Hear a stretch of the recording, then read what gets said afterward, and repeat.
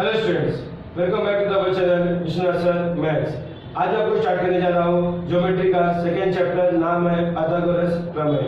Pythagoras प्रमेय क्या होता है और इस चैप्टर में कौन से प्रमेय है जिसका यूज एक्सरसाइज 2.1 में हम लोग क्या करने वाले हैं वो सब हम लोग जानेंगे इस वीडियो में। तो आइए स्टार्ट करते हैं चैप्टर 2 पाइथागोरस प्रमेय। चलिए चैप्टर 2 पाइथागोरस प्रमेय। अभी चैप्टर में यूज होने वाले कौन से टॉपिक है आइए इसको कवर करते हैं। चलिए पाइथागोरस प्रमेय क्या होता है। पाइथागोरस प्रमेय देखो, मैं आपको एग्जांपल के थ्रू एक्सप्लेन करता हूं। यहाँ पर पाइथागोरस प्रमेय के लिए याद रखना, जो आपका त्रिभुज होगा वो होना चाहिए समकोण त्रिभुज। क्या होना चाहिए? समकोण त्रिभुज। अब समकोण त्रिभुज क्या होता है? समकोण त्रिभुज में तुम्हारा एक कोण क्या होगा? 90 अंश का होगा। क्या होगा? 90 अंश का होगा। मतलब यहाँ पे आपका क्या होगा? लंब होगा। मैं त्रिभुज लिया ए बी सी, जो क्या है? समकोण त्रिभुज है। मैं आपको बता दे रहा हूं त्रिभुज एबीसी क्या है? यहाँ पर समकोण त्रिभुज है। एबीसी समकोण त्रिभुज है। तो पाइथागोरस प्रमेय किसमें लगता है? समकोण त्रिभुज में लगता है। किसमें लगता है? समकोण त्रिभुज में ही लगता है। अब क्या होता है पाइथागोरस थ्योरम? याद रखना कि 90 अंश के सामने वाला 90 अंश के सामने वाला भुजा आपका होता है कर्ण। क्या होता है? कर्ण। तो पाइथागोरस का प्रमेय क्या होता है कि कर्ण का वर्ग बराबर पहली भुजा का वर्ग, पहली भुजा का वर्ग धन दूसरी भुजा का वर्ग। ये आपका पाइथागोरस थ्योरम है। अब इसमें का पहली भुजा क्या होगा? आप चाहे तो AB को पहली मानो या तो BC को पहला मानो। ठीक है, तो आपका कर्ण यहाँ पे क्या होगा? AC होगा। ये हो गया AC का वर्ग। पहली भुजा में मान दो AB, ये हो जाएगा AB का वर्ग। दूसरी भुजा मानता हूं मैं BC, ये आपका क्या हो जाएगा? BC का वर्ग। ये आपका पाइथागोरस प्रमेय है। तो समझे पाइथागोरस प्रमेय क्या होता है? पाइथागोरस प्रमेय किसमें लगता है? आपका समकोण त्रिभुज में ही लगता है। अगर त्रिभुज समकोण होगा तो पाइथागोरस प्रमेय लगेगा वहां पर। ठीक है, समकोण त्रिभुज कब होता है? जब वो लंब होगा, यहाँ पे 90 होगा, उसको 90 बोलते हैं। जो लंब दिया ना यहाँ पर वो 90 डिग्री है। ठीक है, मैं आपको बता भी दे रहा हूं यहाँ पर एंगल ABC, ये क्या आपका 90 अंश है। तो पाइथागोरस प्रमेय आपका लगेगा।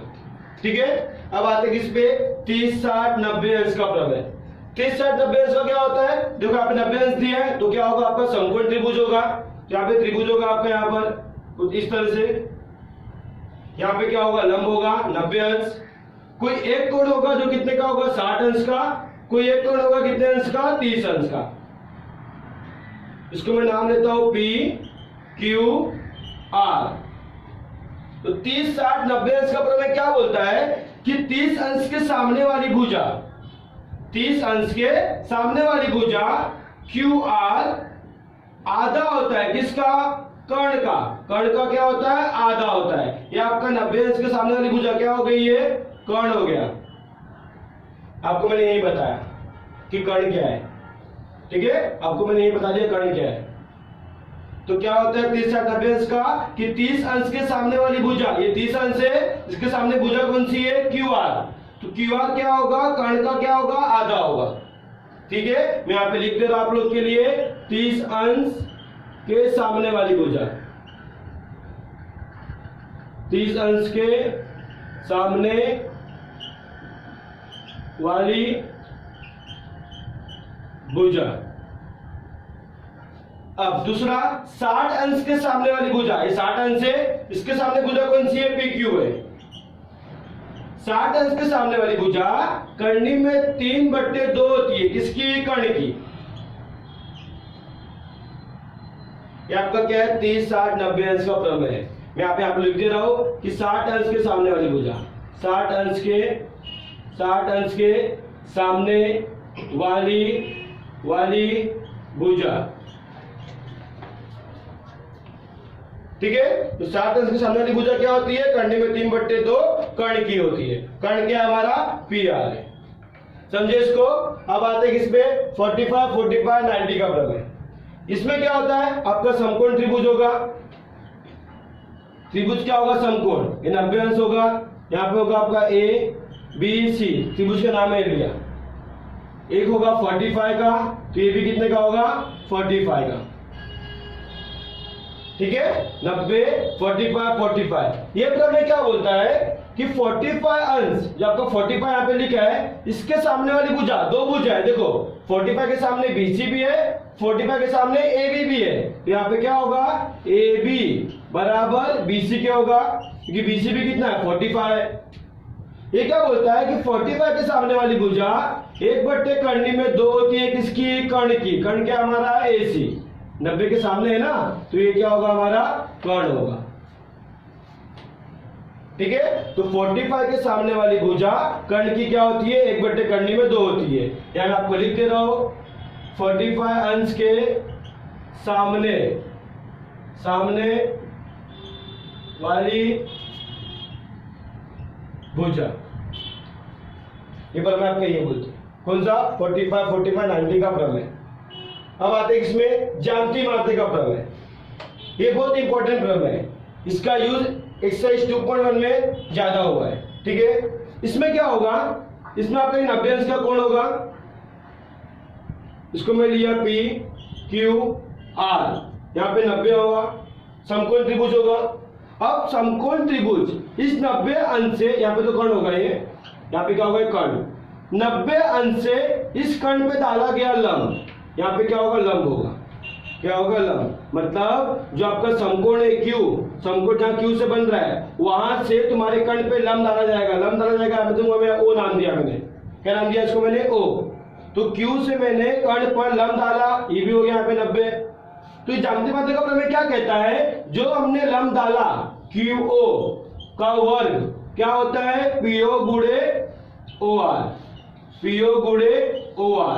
मतलब कर्ण को 2 भाग में विभाजित कर दिया, उन दोनों भागों का गुणनफल, तो दोनों भागों का गुणनफल क्या, जो हमने लंब लिया उसका वर्ग बराबर PO गुणे OR, जो कर्ण को 2 भाग में बांट दिया उसका गुणनफल के बराबर होगा। ये ज्यामिति मात्रक का प्रमेय बोलता है। ठीक है, बस इसलिए दिया क्या होगा, दत्त क्या दिया होगा कि त्रिभुज हमारा PQR क्या होगा, समकोण त्रिभुज होगा, क्या होगा समकोण त्रिभुज। दूसरा जो हमारा QO होगा, QO वो लंब किस पे होगा, कर्ण पर होगा, PR। ये दिया होगा तो भी ज्यामिति मात्रक का प्रमेय लगेगा। ठीक है, तो ज्यामिति मात्रक प्रमेय के लिए आपको क्या ध्यान देना है कि 90 से कर्ण पे लंब होना चाहिए, अगर लंब है तो ज्यामिति मात्रक का प्रमेय लगेगा। ठीक है, तो आप लोग उसका स्क्रीनशॉट ले सकते हो। Exercise 2.1 question number 1। क्या दिया क्वेश्चन में आपको कि नीचे दिए गए त्रिकोण में से पाइथागोरस के तीरक पहचानिए और कारण सहित लिखिए। कारण लिखना है कि पहले हम लोग को पाइथागोरस के तीरक है कि नहीं वो पहचानना है, और उसके कारण लिखना है कि क्यों तीरक है। ठीक है, उसके लिए हमने पहला क्वेश्चन लिया है, हमें अभी क्या करना है, सॉल्यूशन। पहले हमें क्या करना है कि सबसे बड़ी संख्या कौन सी है, 5 है, उसका वर्ग करना है। 5 यहाँ पे दिया है, मैं 5 का वर्ग कर रहा हूं, कितना आ रहा है 25। ठीक है, फिर 3 का वर्ग, 3 और 4, इससे छोटी संख्या दोनों का वर्ग करके जोड़ना है। मतलब 3 का वर्ग करो, फिर 4 का वर्ग करो और दोनों को जोड़ो। 3 का वर्ग कितना होता है 9, 4 का वर्ग 16, जोड़ने पे कितना आया 25। अब ये 25 इस 25 के बराबर है ना, तो आप यहां बोलोगे बड़ी संख्या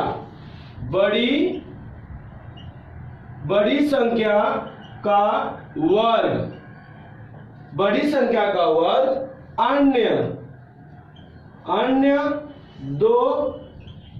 अन्य दो संख्या के वर्गों के योगफल के बराबर है, योगफल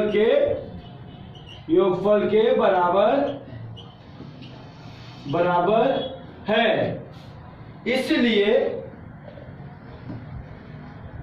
इसलिए 3, 5, 4 यह पाइथागोरस के तीरक है, यह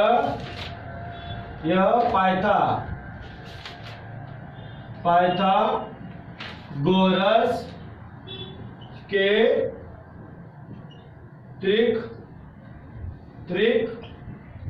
है। ठीक है, तो आपको कैसे करना है इसको कि जो बड़ी संख्या रहेगा उसका वर्ग करना है और अन्य दो जो संख्या रहेगा उसका वर्ग करके जोड़ना है। अगर ये संख्या इसके बराबर होगा तो आपको ये लिखना पड़ेगा कि बड़ी संख्या का वर्ग अन्य दो संख्या के वर्गों के योगफल के बराबर है। पूछा ना कारण लिखने के लिए, कारण ये है, इसलिए ये क्या हमारा तीरक है। ठीक है, तो आप लोग चाहो उसका स्क्रीनशॉट ले सकते हो। Exercise 2.1 question number 1, question number 1 का 2 क्या करना है, पाइथागोरस के तीरक है कि नहीं पहचानना है। क्या करेंगे हम लोग, हमने अभी देखा कि जो बड़ी संख्या होता है उसका क्या करेंगे, वर्ग करेंगे। बड़ी संख्या क्या यहाँ पर 12 है, तो 12 का क्या करेंगे, वर्ग करेंगे। 12 का वर्ग कितना होगा, 144, ये 12 का वर्ग हो गया। ठीक है, अब जो अन्य संख्या जो बची है उनका क्या करेंगे, वर्ग करके योग करेंगे। मतलब 4 का वर्ग धन 9 का वर्ग, 4 का वर्ग होता है 16, 9 का वर्ग होता है कितना 81, जोड़ने पे कितना होगा 7 9, बराबर आया नहीं आया, तो हम यहाँ पर बोलेंगे क्या कि बड़ी संख्या का वर्ग, बड़ी संख्या का वर्ग अन्य दो संख्या के वर्गों के योगफल के बराबर नहीं है, बराबर नहीं है ना, तो हम लोग बोलेंगे इसलिए 4 9 12 यह पाइथागोरस के त्रिक नहीं है। तो ऐसे क्वेश्चन नंबर 1, क्वेश्चन नंबर 2 मैंने आपको कराया। रिमेनिंग क्वेश्चन जो भी आप उसको खुद सॉल्व करना, नहीं आया तो कमेंट पे जरूर पूछना, आपका डाउट जरूर क्लियर करूंगा। ठीक है, तो आप लोग उसका स्क्रीनशॉट ले सकते हो। एक्सरसाइज 2.1 क्वेश्चन नंबर 2 क्या है, क्वेश्चन नंबर 2 में आपको दत्त में क्या दिया है कि हमारा कोण MNP क्या है, 90 अंश है।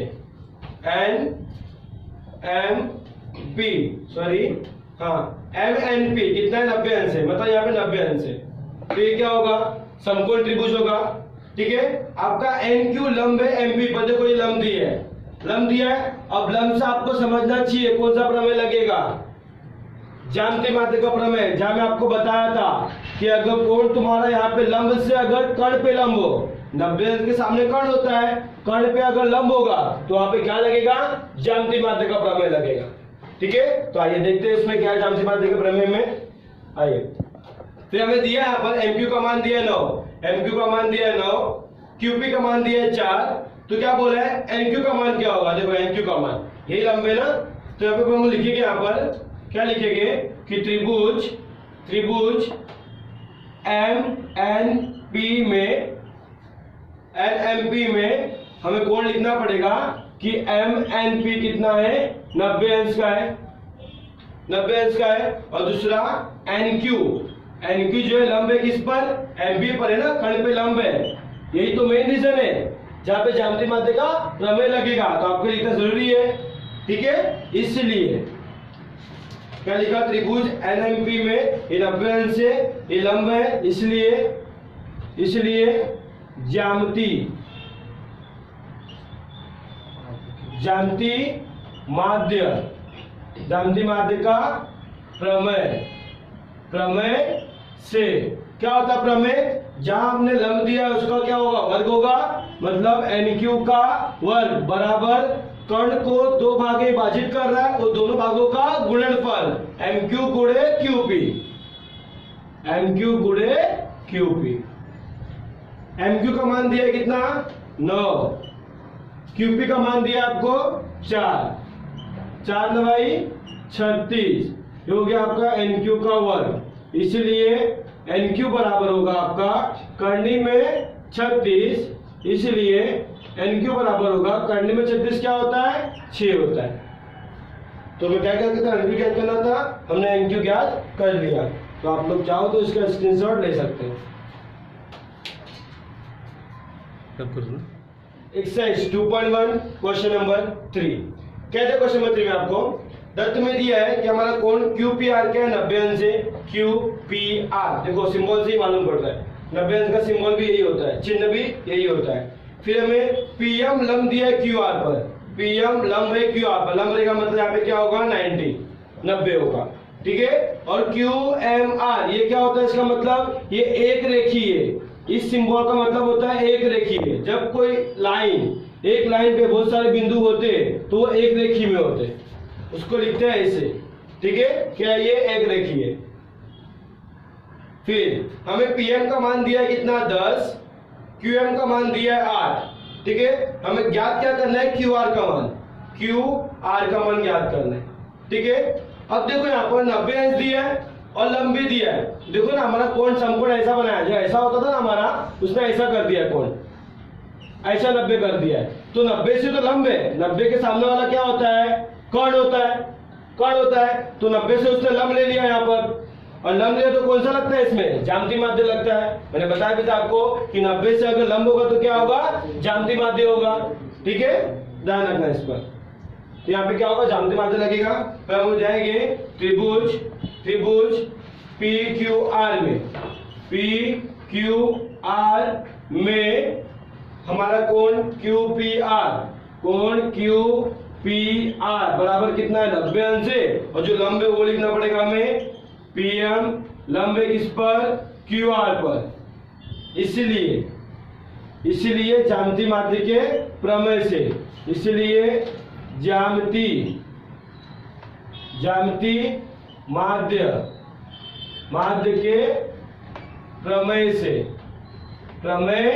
से क्या होगा, प्रमेय हमारा जो लंब होगा उसका वर्ग, PM का वर्ग बराबर कर्ण को जो दो भाग में डिवाइड किया उसका गुणनफल, मतलब QM गुणे MR, ठीक है। हमें PM का मान दिया है कितना, 10, तो 10 का वर्ग होगा बराबर QM का मान दिया है 8 गुणे MR, ठीक है। 10 का वर्ग होगा 100 बराबर 8 गुणे MR।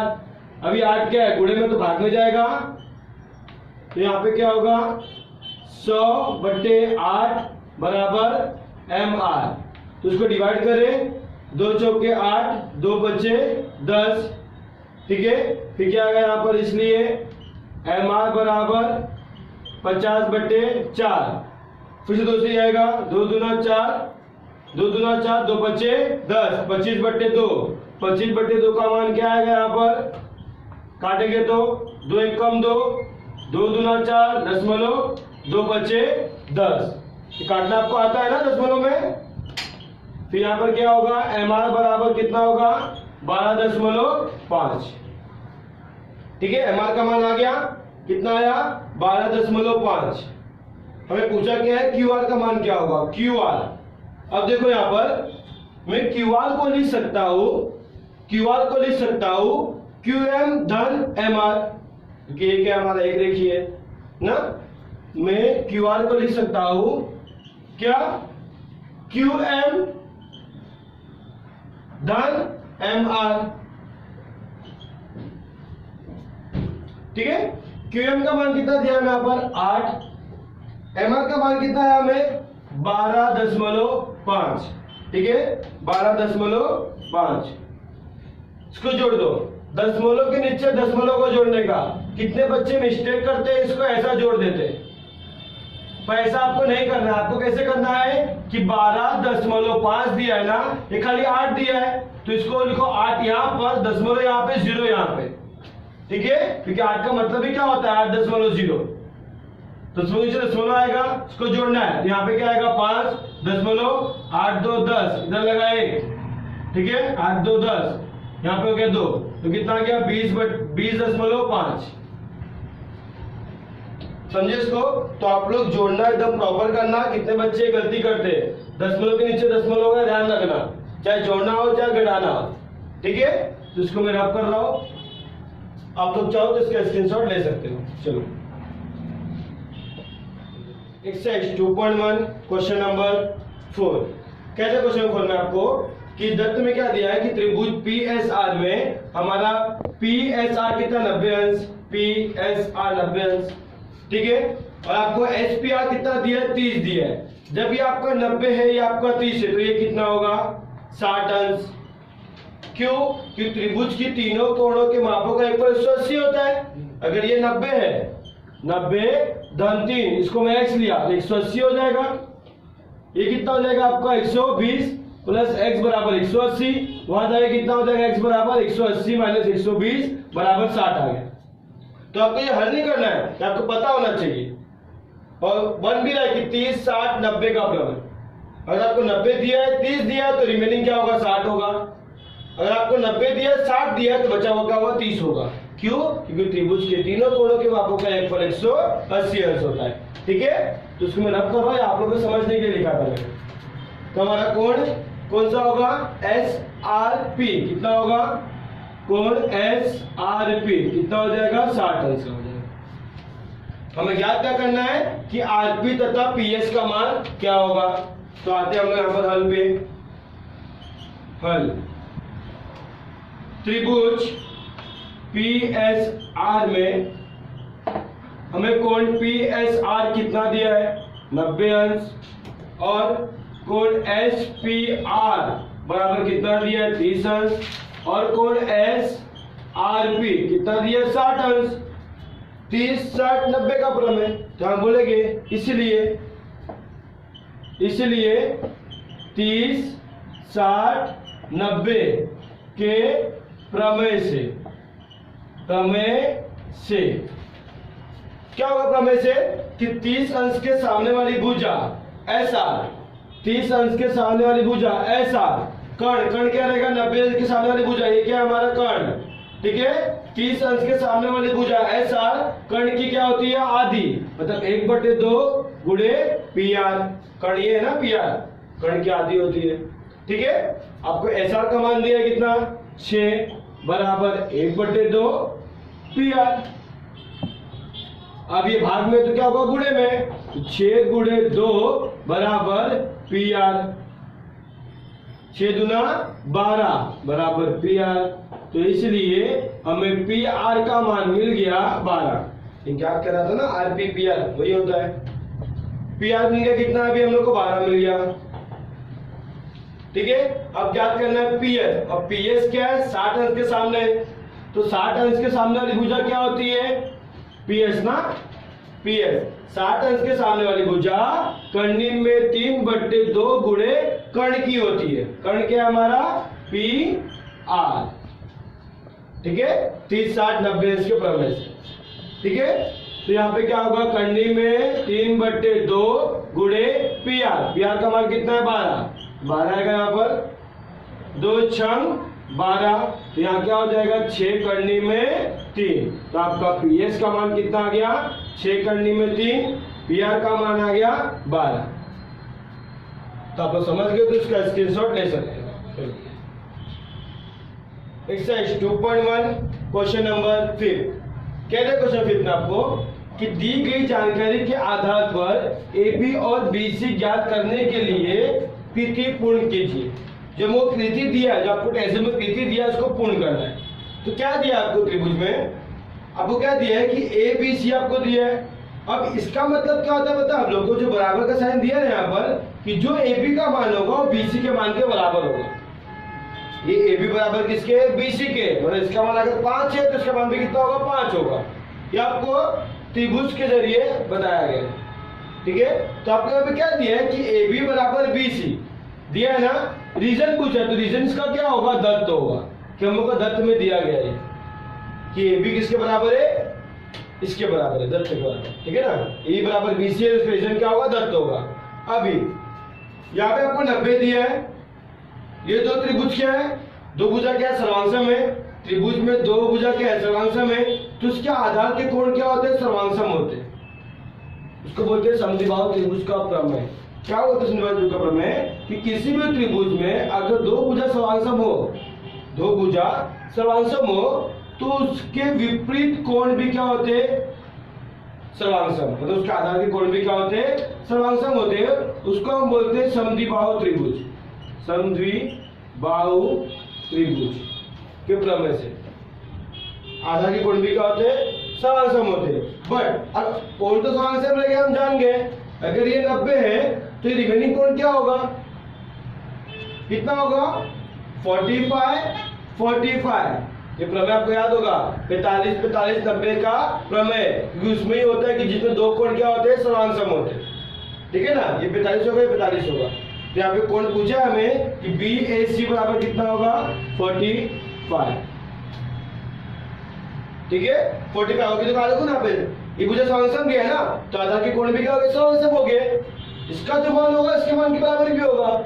और हम जानते हैं, क्या जानते हैं कि त्रिभुज के तीनों कोणों के मापों का योगफल 180 होता है। अगर A का मान कोण A प्लस कोण B प्लस कोण C बराबर 180 होगा। मुझे B का मान दिया है 90 और मैं जानता हूँ ये दोनों बराबर होगा, तो इसको लिखता हूँ कोण A धन इसको लिखता हूँ कोण A बराबर 180। कि उसको A लिखा कि ये बराबर होगा। कैसे? समद्विबाहु त्रिभुज के प्रमेय से। नहीं बताया आपको अभी।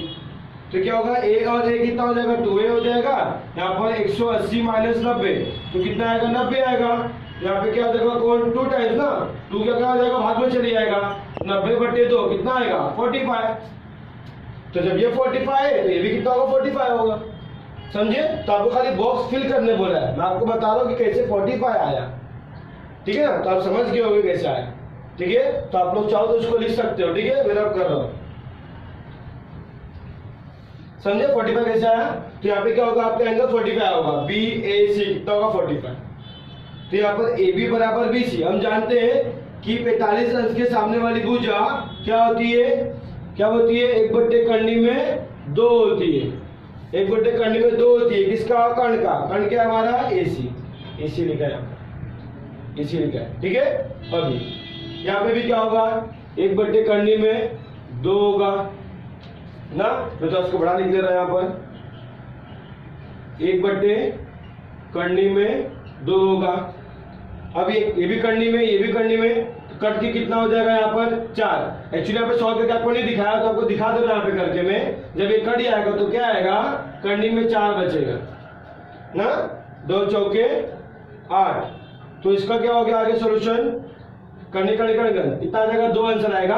बट यहाँ पे करके दिखाया ऑलरेडी, तो हम लोग कर सकते हैं। कैसे करेंगे? देखो यहाँ पर 8 का खंड करो, 8 का खंड करो, कितना होगा? 4 गुणे 2। 4 का वर्गमूल होता है 2, बाहर आ गया, करनी में 2 बच गया। तो यहाँ पे क्या रहेगा आपका? 1 करनी में 2। 8 का खंड हुआ, 4 गुणे 2, 4 का वर्गमूल होता है 2, 2 बाहर आएगा, करनी में 2 बच जाएगा। ठीक है, ये करनी में 2, ये करनी में 2 कट जाएगा। आंसर आपका कितना आएगा? खाली 2 आएगा। समझे मैं क्या बोला? 4 का खंड किया, 8 का खंड किया, 4 गुणे 2, 4 का होता है वर्गमूल कितना? 2, करनी में 2 बच गया। एक करनी में 2, करनी में 2 कट गया, आंसर कितना आएगा? 2। ठीक है, तो आप लोग चाहो तो इसका स्क्रीनशॉट ले सकते हो। चलो।